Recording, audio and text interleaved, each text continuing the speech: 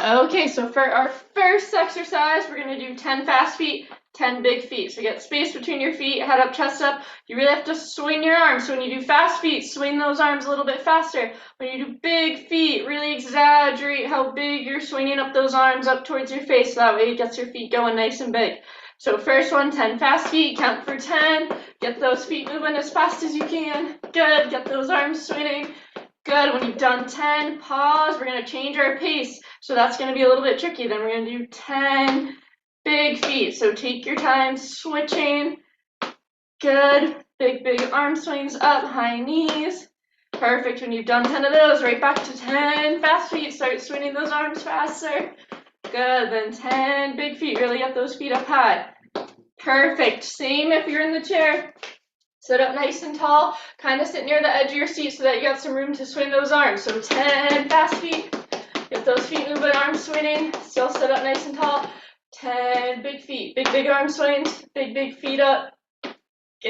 If you're having trouble, especially when we're starting off, start off with the big feet, and then as you get comfortable, start going a little bit faster. Perfect. Good. So that's a little trick for you there. Our first one, or our next one, our first exercise is push, curl, press. So I'm going to show you with one weight and two weights. So I'll show you what two first. So we're going to start up by our chest, push out in front. You got to kind of turn the weight so that your knuckles are going to come back towards your face when you curl back to your body. Then we're going to press above. Good. And then we're going to have to restart. So these take a little bit. So push out. Good. Curl back. Press above, push, curl, press, and then I'll show you with one weight real quick. Good, so push, curl back, press above. Good, and if you don't have good weights or if your arms get tired, push, curl back, press above, and I'll show you in the chair real quick too. Push, curl, press, make sure you're sitting up nice and tall for that one. Awesome, our next one, we're going to do squat hold with jumping jacks. So don't do weights for this one, so that way you don't have to put them down for your jumping jacks. Get space in between your feet. Head up, chest up. I want you to squat down. Good. Come back up. Make sure you got room. We're doing a change of pace again, so be careful getting your feet unstuck. Jack, jack. Good. And then come back. Make sure you have space between your feet. Head up, chest up. Squat down. Come back up. Jack, jack.